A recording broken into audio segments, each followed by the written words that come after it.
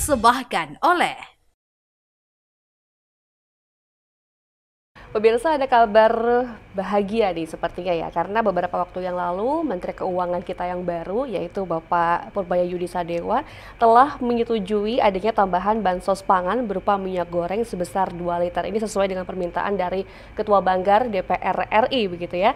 Dan pemerintah pun juga sudah menyiapkan anggaran sebesar 6,5 T. Ini nominal yang bukan main-main dan diharapkan bisa disalurkan tepat sasaran. Bansos rencananya akan disalurkan dalam 1 kali waktu begitu ya, untuk bantuan di bulan Oktober dan juga November 2025. Kita bahas lebih lanjut bersama dengan Bapak Dr. Andes Haji Muhammad Husnul Huluk atau yang biasa dipanggil Abah Husnul dari Komisi B DPRD Provinsi Jawa Timur, fraksi PKS, Partai Keadilan Sejahtera. Ini saatnya kita mendengarkan langsung begitu, Bah. Ini adalah sesuatu hal yang baik sebenarnya ya. Kalau melihat beberapa waktu lalu bahwa Menteri Keuangan kita Pak Purbaya dibilang nanti kalau misalkan rakyat makan enak, penghasilannya tinggi, insya Allah nggak akan ada lagi tuh yang namanya demo-demo seperti yang kemarin begitu ya. Masuk akal sih sebenarnya ya, Pak. Cuman kemudian seperti apa nih urgensinya? Apakah tepat ketika kemudian Ketua Banggar DPR RI memasukkan minyak goreng begitu ya sebagai salah satu variabel dalam bansos pangan nih? Menurut jenengan gimana nih dari Komisi B DPR Jawa Timur? Ya, jadi kalau menurut saya ini langkah yang bagus dari pemerintah pusat ya. Karena kalau bantuan berupa beras kan sudah sering. Tapi ketika ditambah dengan minyak goreng di tengah kondisi masyarakat yang kurang baik-baik saja sebetulnya, itu saya rasa sangat membantu. Karena memang saat-saat ini juga ada sedikit kelangkaan minyak goreng ini. Kita nggak ingin terjadi seperti tahun-tahun yang lalu ya, sampai masyarakat itu ada yang meninggal gara-gara antri minyak goreng. Tapi kan kalau kita melihat sebenarnya minyak goreng ini menjadi ternyata dari data BPS sendiri di tahun 2025 menjadi salah satu indikator bukan penentu ya, variabel kemiskinan gitu. Sehingga ini dimasukkan. Artinya sangat-sangat urgent sekali. Tapi kalau di Jawa Timur sendiri gimana nih? Kalau lihat Jawa Timur pertumbuhan ekonominya bagus sebenarnya. Jadi minyak goreng ya termasuk dalam kategori kebutuhan massal, Pak. Sama dengan beras, gula dan seterusnya. Memang sehari-hari dipakai, dibutuhkan.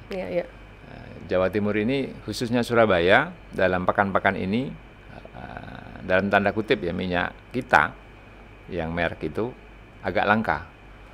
Sehingga pasokan yang mereka harapkan biasanya rutin, itu sekarang agak terkendala. Sehingga ini perlu campur tangan pemerintah provinsi untuk menyelesaikan ini. Jangan sampai kekurangan ini berlanjut ya. Walaupun kita tahu di provinsi ini sudah ada kegiatan dari Bu Gubernur untuk pasar murah. Itu luar biasa juga. Saya baca kemarin sudah 99 titik pasar murah ya, di Jombang terakhir kemarin itu. Itu sangat membantu. Tapi kan yang kita tangani kan provinsi, Pak.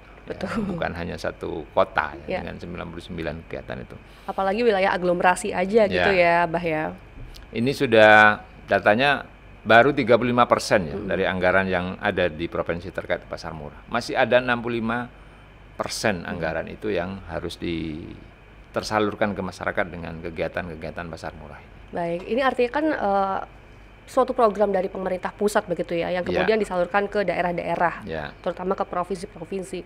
Melihat pertumbuhan ekonomi di Jawa Timur itu cukup bagus gitu ya, apalagi jadi lumbung pangan nasional, penyumbang pertumbuhan ekonomi nasional juga Jawa Timur. Ini kemudian pemerataannya seperti apa? Apakah nanti kita akan kebagian nih, Pak? Kebagian alokasi bansos pangan sesuai dengan yang diharapkan atau gimana nih? Kalau KPM-nya ya mestinya kebagian ya, walaupun data ini di setiap kabupaten sudah ada pembaruan-pembaruan, karena istilah-istilah orang yang ada di kampung itu, yang kaya dapat, yang miskin nggak dapat. Nah, itu kan di pendataannya. Ya, salah satu contoh misalnya di kabupaten saya di Lumajang ini, Bupati Bu Indah ini menekankan untuk ada verifikasi ulang. Jangan sampai orang yang memang nggak punya apa-apa, nggak pernah dapat apa-apa. Ya, orang yang memiliki mobil, punya sawah, itu malah dia yang dapat. Itu kan kasihan ya. Betul. Sehingga dia menekankan ke jajarannya untuk terus evaluasi pembaruan terkait data itu. Ini menarik karena data selalu jadi indikator untuk ketepatan penyaluran bantuan sosial. Betul. Gitu ya. Tapi kan sekarang sudah ada data satu pintu. Iya. Sosial ekonomi, data sosial ekonomi itu. Nah, itu gimana? Ya itu, Mbak. Artinya sudah bagus dong. Bagus, ya, cuman ada yang bahasanya orang kampung ketelisut gitu ya. Sehingga beberapa kali di Lumajang ditemukan orang miskin dan dapat apa-apa sama sekali. Kemarin terakhir itu di Desa Kunir. Dia hidup sebatang kara, ditanya dapat bantuan beras, enggak pernah, dapat bantuan ini enggak pernah. Jadi dia enggak pernah bantuan sama sekali. Sehingga Bupati menginstruksikan dia yang akan membantu secara pribadi ya untuk menanggulangi yang ini. Sehingga dipanggillah salah satu pemilik warung untuk ngasih makan setiap hari dari Bu Indah dari Bupati. Tapi kan enggak harus kayak gitu. Itu kan kebetulan aja yang diekspos oleh media sehingga ketahuan. Dan itu banyak juga yang terlewatkan ya. Jadi memang pemimpin ya harusnya mendengar semacam itu ya. Tidak hanya menerima laporan di atas kertas, ini beres, ternyata juga nggak beres. Oke, dalam pengawasannya, ini gimana caranya biar satu tepat sasaran itu kan yang pasti jadi highlight begitu ya, Bah ya. Yang jadi highlight, yang jadi fokus utama. Jangan sampai para pedagang-pedagang nih yang ngepul minyak bantuan sosial tersebut gitu. Jadinya kan malah dimonopoli oleh salah satu pihak aja gitu. Dengan embel-embel, lah saya juga masih dagang nih Pak. Saya juga masih dagang, lo masih nggak mampu loh. Lah jangan kayak gitu, tapi yang lain kan juga butuh gitu. Jadi memang data tadi itu memang sangat penting ya untuk kevalidannya. Jangan sampai nanti masyarakat ketika waktunya penerimaan Oktober dan November ini mereka nggak dapat. Termasuk operasi pasar itu kita harapkan juga masyarakat yang ada di sekitar itu ada informasi sebelumnya, misalnya ada batasan. Jangan sampai orang nyuruh orang untuk beli. Yang beli ini bukan digunakan untuk kehidupan sehari-hari, tetapi untuk diperjualbelikan kembali.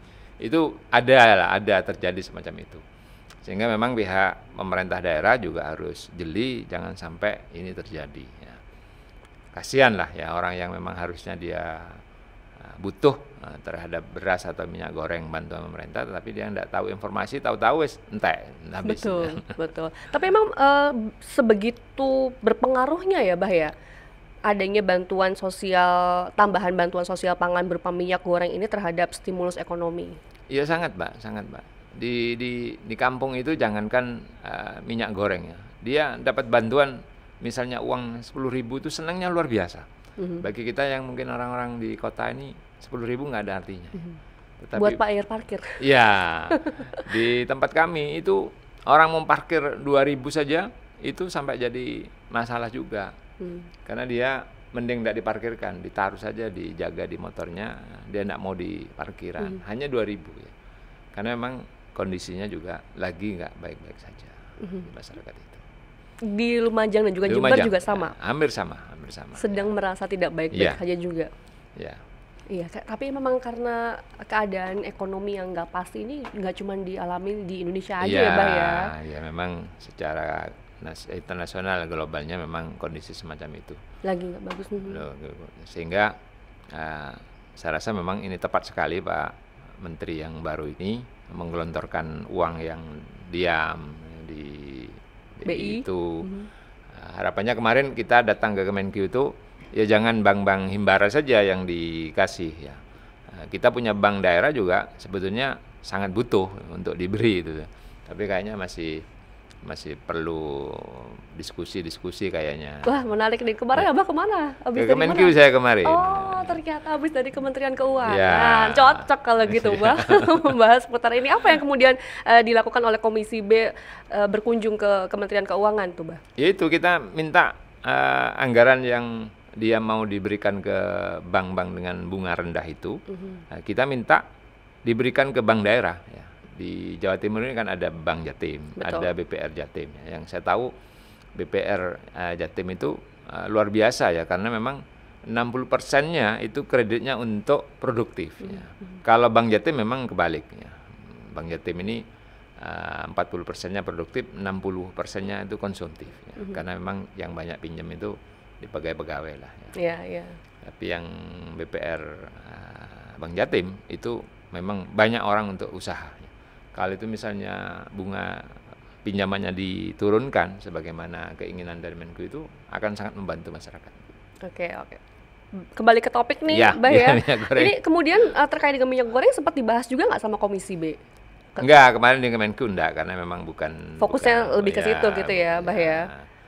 Jadi kalau minyak goreng ini ya kita hanya kalau di komisi ini bagaimana Dinas Perindustrian itu menjaga ini ya, menjaga jangan sampai ada kelangkaan minyak goreng yang sebetulnya potensinya Jawa Timur itu kan besar ya. Produksi di Jawa Timur ini kurang lebihnya 3.000 ton ya, per bulannya. Artinya dari kebutuhan masyarakat itu surplus. Ya. Tetapi ada beberapa daerah yang memang agak langka, agak susah. Ya. Ini juga ada perilaku masyarakat kita yang kurang baik. Ya. Jadi ketika tahu di medsos minyak goreng langka, ada sebagian yang borong, ada sebagian nimbun ya, sehingga ada kelangkaan itu. Baik, di tengah isu minyak goreng yang kemarin itu katanya volumenya berkurang lah, itu nanti gimana kemudian Komisi BDPR Jawa Timur terutama ya mengawasi hal-hal kayak gini nih, Bah? Karena udah langka, ternyata juga dikurangin. Amit-amit jangan sampai dioplos ya, Bah. Saya barusan baca berita itu di Sampang ditemukan ya minyak goreng minyak kita ini dioplos ya. Di Sampang ditemukan. Sudah dioplos ya. Jadi kreatif ya masyarakat kita ya. Ya karena mereka banyak orang minta minyak kita misalnya, sementara di pasar jarang, ya dioplos lah mereka. Ya untungnya ini cepat ketemu dan sekarang lagi diproses ke Polda untuk diselidiki ya.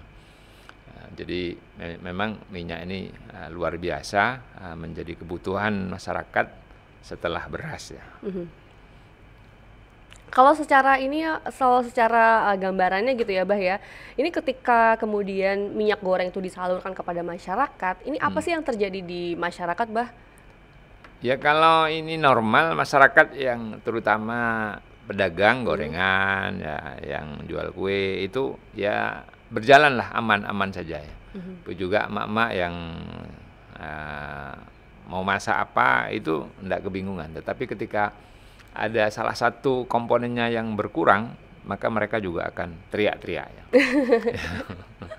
Dan kemarin sebelum rame tentang kemasannya ya, yang dikurang itu isinya, kita juga sudah menyoroti beberapa produknya, pabriknya ya. Jadi kita minta ke Dinas Perindustrian untuk mengawal ini karena banyak ditemukan fiktif, Mbak. Seperti apa fiktifnya? Jadi misalnya di kemasan tertulis perusahaan ini ada di Rungkut, diproduksi oleh perusahaan ini dan seterusnya. Kita coba cek, itu kosong alamat itu. Itu di Surabaya ya, di Surabaya itu terjadi ya. Wah. Kalau kata orang Surabaya kewanen. Nah, kewanen ya, karena memang mungkin pemain-pemain itu tidak akan berpikir sejauh itu, tidak akan berpikir akan ada orang yang mau lihat-lihat di mana alamatnya dan seterusnya itu.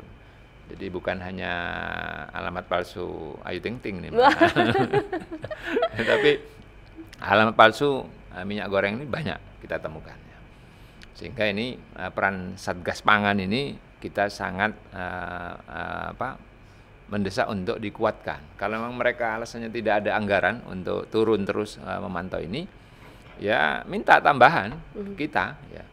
Jadi di DPRD ketika pemerintah ini minta untuk benar-benar akan mengawasi ini, ya kita akan support ya. Karena kasihan masyarakat, takarannya dikurangi, produksinya nggak jelas, sehingga kita susah kontrolnya apakah ini memang minyak kita ya, atau hanya minyak curah yang memang dikemas ya. Itu kan kasihan masyarakat yang menjadi korban. Betul. Ini jangan sampai kayak gitu ya, Mbak ya. Karena ketika pemerintah sudah memberikan etikat baik berupa tambahan bantuan sosial pangan berupa minyak goreng ini tadi jangan sampai dibubuhi oleh berita-berita ataupun hal-hal yang tidak berkenan gitu di masyarakat. Jangan sampai mencederai kepercayaan masyarakat lah. Itu yang penting kan ya. Karena kalau misalkan kepercayaan masyarakat itu luntur, ya susah emang. Jadi kayak kemarin demo itu kan masyarakat sudah tinggal kepercayaannya kan tinggal sedikit sebetulnya. Jangan sampai ini terus dipupuk kepercayaan ini yang tidak baik kepada pemerintah, akan rugi sendiri kita lah sebagai warga negara, sebagai pemerintahan. Ketika terjadi kerusuhan apa dan seterusnya itu kan semuanya akan merugi. Ini juga karena ulah dari oknum-oknum itu. Ini kan baru ya, Bah ya, terkait dengan penambahan variabel bansos pangan. Sudah sampai belum beritanya ke dapilnya Abah? Sudah, kalau beritanya kan sekarang zaman nasional ya. Jadi apa yang terjadi sekarang di Jakarta langsung masyarakat menunggu kapan bulan Oktober ini.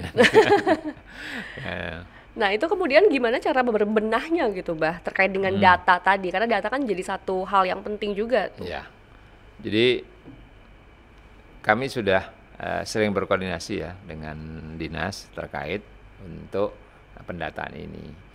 Biasanya kan di Dinsos itu memang datanya masih amburadul ya. Kita minta untuk segera diperbaiki sehingga Oktober November ini benar-benar tepat sasaran, Mbak. Jangan sampai ini luput gitu. Jangan sampai ini terlepas orang yang memang sangat butuh.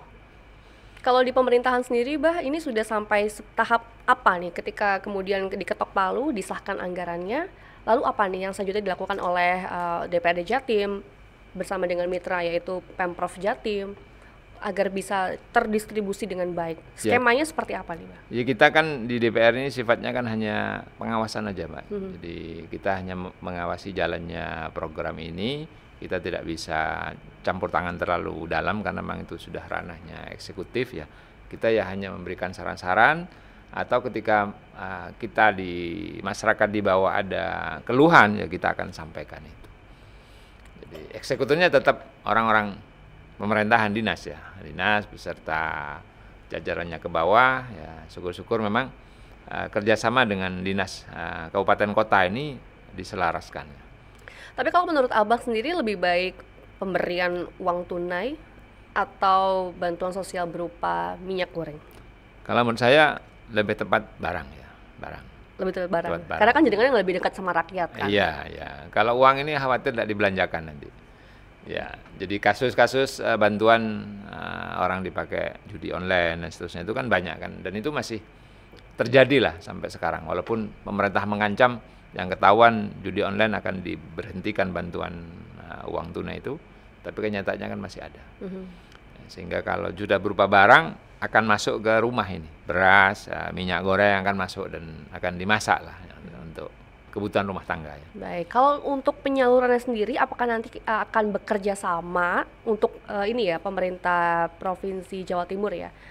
Ini seperti apa sih, Bah? Apakah nanti kita akan mendapatkan bentuk barang minyak goreng atau dana yang dikucurkan terus beli sendiri nih minyak goreng yang kemudian dibeli dari para UMKM lokal di Jawa Timur atau para pengusaha-pengusaha minyak goreng di Jawa Timur begitu? Kayaknya kalau yang program ini kerjasamanya dengan Bulog, Pak ya.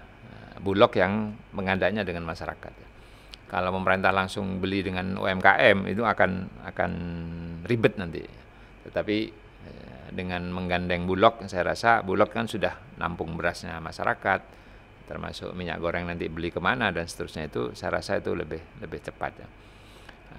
Untuk yang operasi pasar, kita di Komisi B diajak, Pak. Jadi oleh dinas dan gubernur kita diajak untuk melihat langsung pelaksanaan operasi pasar. Di Komisi B diajak beberapa kali untuk memantau langsung terkait dengan operasi pasar. Jangan sampai ketika sudah terdistribusikan bantuan sosialnya, kemudian ada pihak-pihak yang tidak bertanggung jawab, lalu menjual dengan harga tinggi. Ya. Ketika minyak goreng itu jadi langka. Ya, yaitu ada Satgas Pangan, Mbak ya, di provinsi ini. Itu yang harus memang bekerja lebih keras lagi, jangan sampai itu terjadi. Kalau memang itu terjadi ya ditindak lah ya. Termasuk penjual-penjual yang tadi tidak ada alamat palsu itu ya harus ditindak. Artinya segera ditarik dari pasar itu biar mereka juga kapok. Kalau mereka dibiarkan, ya dia akan terus berjalan ini. Berapa besar untungnya dia dan berapa besar kerugian masyarakat ya yang telah menggunakan minyak bodong lah kalau menurut saya ya. Karena memang nggak bertanggung jawab lah ya. Banyak bah? Banyak. Di Jawa Timur? Jawa Timur banyak. Atau di Surabaya aja? Surabaya, Jawa Timur juga banyak. Jadi alamat-alamat perumahan itu yang kemarin dicek oleh Dinas Perindustriannya itu nggak ada. Ini kan sangat disayangkan gitu ya. Di era digitalisasi semacam ini orang masih berani melakukan hal-hal yang tidak semestinya dilakukan ya. Ya dia mau untung tapi dengan cara menipu ya. Kasihan masyarakat ketika ini terus dilakukan. Kenapa menurut Abah lebih bagus terdistribusi melalui Bulog saja, tidak bekerja sama dengan UMKM lokal di Jawa Timur? Padahal kan kalau misalkan bekerja sama dengan UMKM di Jawa Timur kan roda ekonomi di Jawa Timur bakal lebih melesat lagi gitu perputarannya. Ya mungkin waktunya Mbak, mepet karena sampai sekarang kan belum jelas ini tendernya siapa yang kalau harus ditenderkan ya itu mungkin juga yang menjadi pertimbangan pemerintah ya. Tapi memang idealnya ke depan ya memang harus melibatkan UMKM yang ada ya terkait dengan beras misalnya melibatkan penggilingan padi yang ada di daerah ya. Sehingga mereka tidak harus jual dulu ke Bulog, di Bulog diproses jadi beras dan seterusnya. Kalau misalnya langsung di penggilingan padi di desa atau di kecamatan daerah itu saya rasa itu sangat bagus. Oke, apalagi sekarang kan ada koperasi merah putih. Nah, kenapa nggak beli dari situ aja? Ya koperasinya kan belum jalan, Mbak. Ya, rata-rata koperasi ini baru badan hukum dan di Oktober ini baru sebagian yang dapat dana pinjaman. Jadi ini menyimpang sedikit ya kalau dari minyak goreng. Harapannya dibentuknya koperasi desa merah putih itu mereka dapat kucuran dana karena memang infonya akan dapat pinjaman 3 sampai 5 miliar. Iya. Tetapi kenyataannya pemerintah ini akan melihat koperasi ini sudah jalan apa enggak, embrionya sudah ada enggak. Kalau enggak jalan, enggak akan dapat ini. Nah, di bawah koperasi itu nunggu, enggak akan jalan dia kalau enggak ada uang. Sehingga masih sangat minim ya kalau misalnya diminta untuk pengadaan. Tapi bisa juga nanti melalui BUMDes. BUMDesnya sudah jalan, di beberapa desa itu jalan. Oke, kalau menurut Abah sendiri skema yang paling benar ideal agar bansos pangan ini tersalurkan dengan baik sampai ke masyarakat tepat sasaran itu gimana sih? Ya, yang pertama memang dari data tadi ya. Data ini memang sangat penting, jangan sampai di desa itu karena persaudaraan, karena timnya itu dimasukkan. Kalau misalnya bukan timnya tidak dimasukkan. Ya. Jadi karena dalam Islam itu salah satu jaminan akan mendapatkan surganya Allah itu yaitu pemimpin yang adil. Kalau adil, dia dapat jaminan surga ya, baik dari RT, RW, Kepala Desa, apalagi sampai bupati. Jadi siapapun orangnya kalau memang dia layak untuk dibantu, ya dimasukkan. Tidak perlu melihat ini dulu latar belakangnya siapa. Itu yang kedua, ya kita coba nanti libatkan BUMDes ya, yang sudah jalan untuk diajak kerjasama agar mereka juga berdaya ya. Misalnya pengadaannya apa, beras misalnya diserahkan ke BUMDes biar mereka juga berdaya. Itu Mbak. 2 tahapan itu ya. Berarti datanya diakuratkan lagi. Betul. Kemudian bekerja sama dengan BUMDes itu yang menurut jenengan dia. Itu kan dari perspektif Abah ya. Kalau dari perspektifnya PKS nih, menerima adanya informasi terkait dengan tambahan variabel bansos pangan berupa minyak goreng itu gimana nih, Mbak? Ya kalau saya sebagai bagian dari pemerintahan Prabowo Gibran ini, pertama ya sangat mendukung, Pak, sangat mendukung program ini ya. Yang kedua, memang kedepannya tidak harus diberikan bantuan terus, tetapi ada peluang-peluang lapangan pekerjaan. Jadi kalau di istilahnya Pak Harto dulu, masyarakat kita ini jangan diberi ikannya, berilah kailnya. Jadi orang kalau dikasih pancing itu mau mancing kapan saja dia dapat ikan. Tapi kalau dikasih ikan ya sehari itu habis ikannya, besok nunggu lagi. Nah, maka peluang-peluang kerja yang sudah dijanjikan oleh presiden kita ini, ya ini bisa segera mungkin untuk bisa dibuka. Walaupun kenyataannya juga bukan lapangan pekerjaan yang ada sekarang, malah PHK yang agak lapangan pedal, Bang. Yang banyak bukan lapangan pekerjaan tapi lapangan pedal. Ini kan kasihan juga ya masyarakat kita kalau mereka susah untuk mendapatkan lapangan pekerjaan. PHK di mana-mana itu juga keprihatinan lah kita. Ya, kita berharap nanti ada perbaikan-perbaikan ke depan untuk bisa lebih baik. Dengan adanya bansos pangan ini ada relevansinya memang, Mbah, terkait dengan beberapa juta orang yang di PHK. Ya ada, ya kebantu dia dengan adanya bansos ini. Tapi kan sesaat ya. Kalau cuma beras 10 kilo, minyak goreng 2 kilo itu kan sesaat, Pak. Kalau misalnya dia punya anak 5, kayaknya nggak sampai sebulan dia habis ya. Yeah. Terus untuk jajannya anak-anaknya, itu kan juga butuh pemikiran ya. Sementara di masyarakat kita ini Jawa Timur kan termasuk provinsi yang agak tinggi, Pak, kemiskinannya. Jadi Jawa Timur tertinggi loh, Mbak, kemiskinan ekstrim. Kan, iya, se-Indonesia tertinggi. Tapi kan kemarin baru aja ada kabar baik. Ya, percepatannya kemiskinan berkurang ekstrim. 0,29%. Jadi tercepat Jawa Timur ini untuk mengentas kemiskinan ekstrimnya. Ya. Tapi yang miskinnya biasa itu masih tertinggi. Ini prihatin kita ya Jawa Timur, karena memang kabupaten terbesar ya di Jawa Timur ya. Sehingga ini memang perlu kerja keras dari Bu Gub, dari teman-teman DPR untuk bagaimana ini bisa secepatnya terurai ini ya masalah-masalah kemiskinan ini. Oke.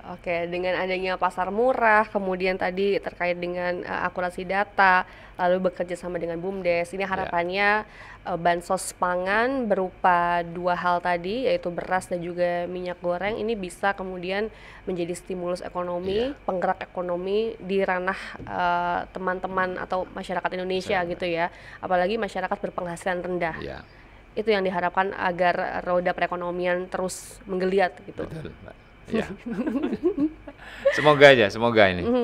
Jadi kita berharap ya juga melalui podcast ini kan juga bisa lah ya sedikit membantu memberikan pencerahan kepada masyarakat terkait dengan program-program pemerintah.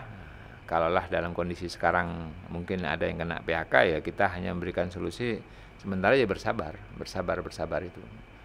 Sambil berdoa mungkin Allah yang akan memberikan jalan. Betul. Ini waktunya singkat banget loh, Bah. Ya. Ini sekarang September, kemudian akan digelontorkan Oktober. Iya. Makanya tadi kalau pengadaannya diserahkan ke UMKM, ini berat karena waktunya sangat mepet dan itu dilaksanakan di seluruh Indonesia. Jadi pengadaan berasnya kalau misalnya diserentakkan itu ya nggak susah. Maka alhamdulillah kalau di Bulog itu kan stoknya aman ya, beras aman sekarang. Jadi kita dukung dengan gerakan swasembada pangan ini, kita dukung 100%, Pak, agar memang benar-benar Indonesia ini swasembada pangan. Ini kemudian gimana caranya biar menjaga harga eceran tertingginya? Itu juga jadi masalah kan, Pak?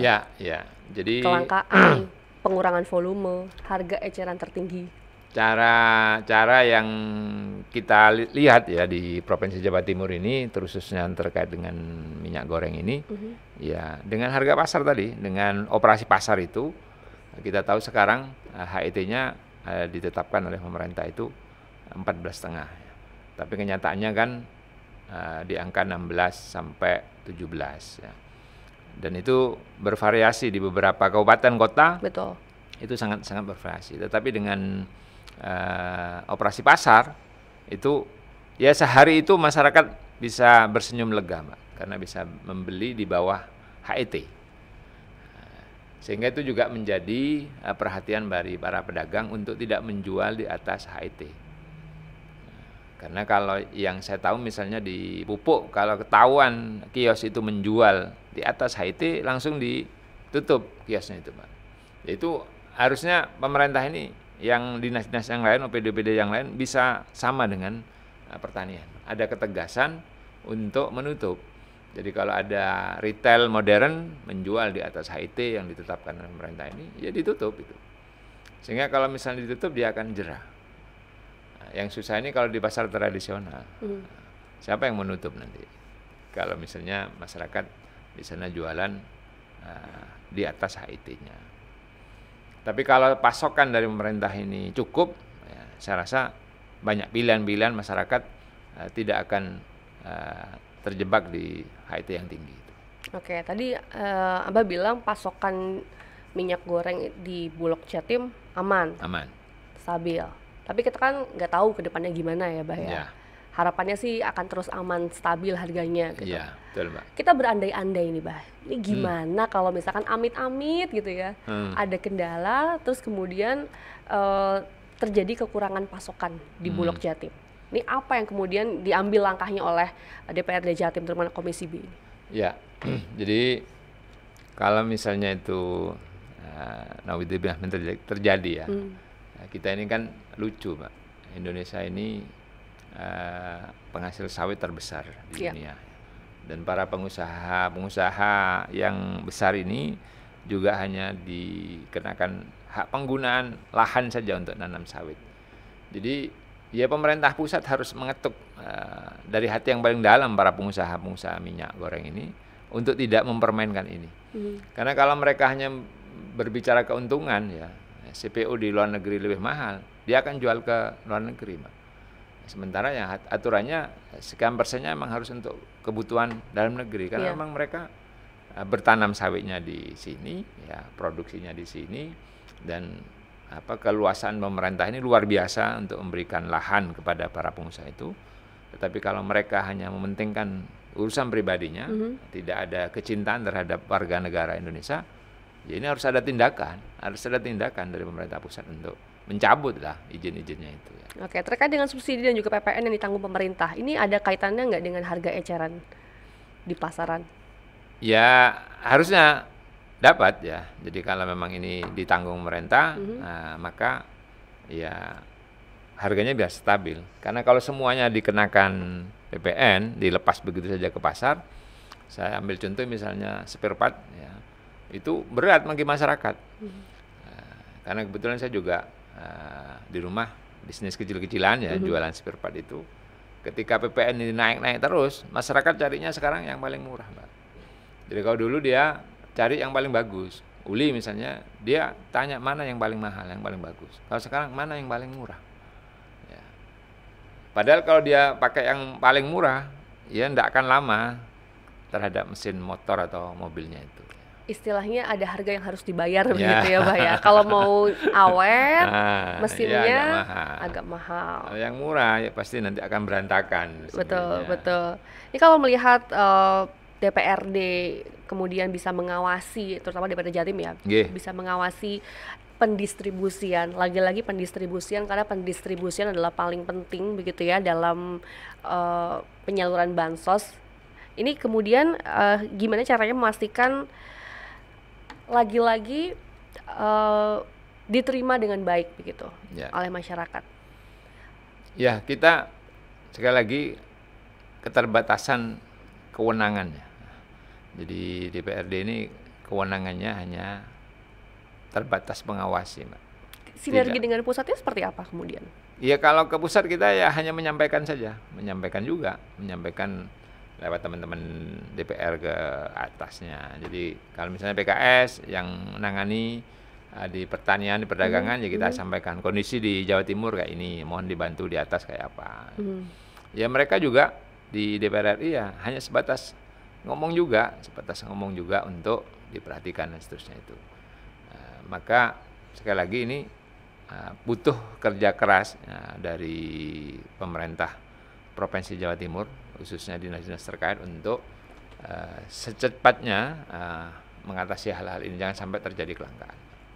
Apalagi jangan sampai juga harga bahan pokok ini tinggi di kala hari besar keagamaan. Betul, Mbak. Itu sudah menjadi tabiat kebiasaan ya.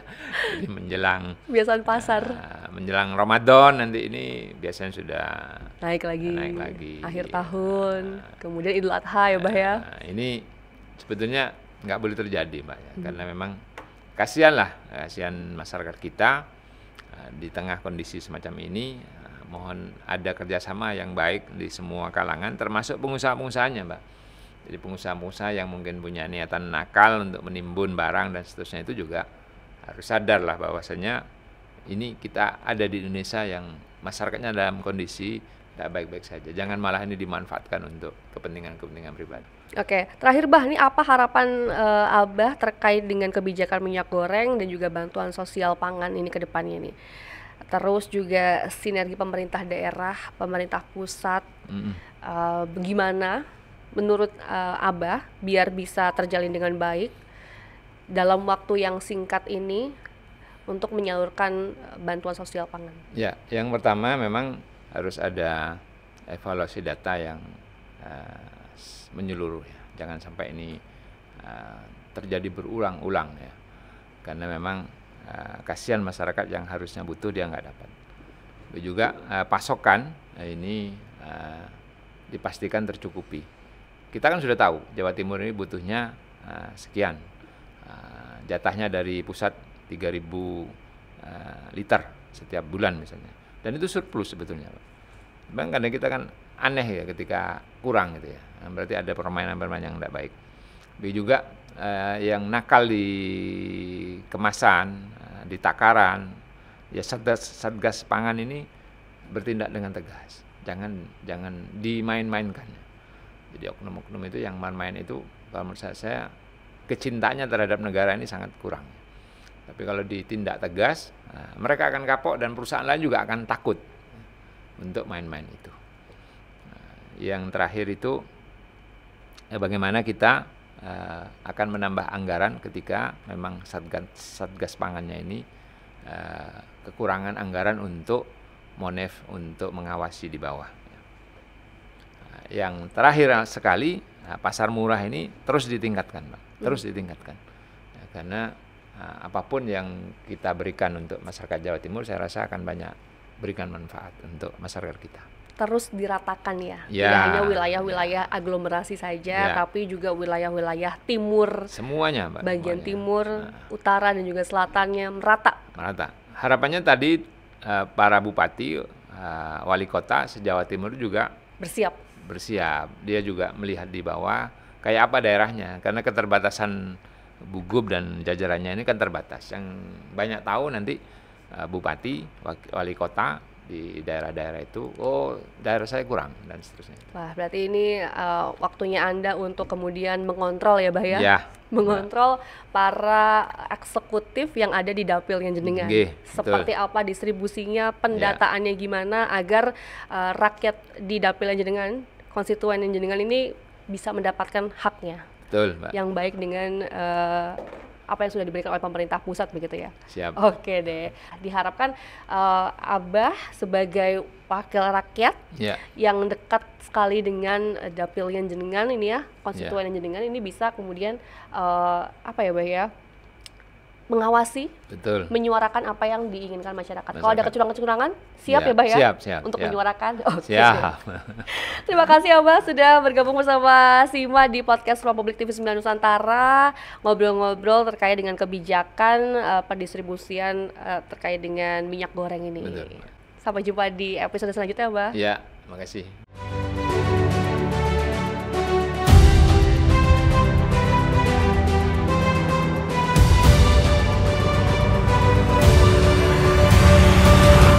Acara ini dipersembahkan oleh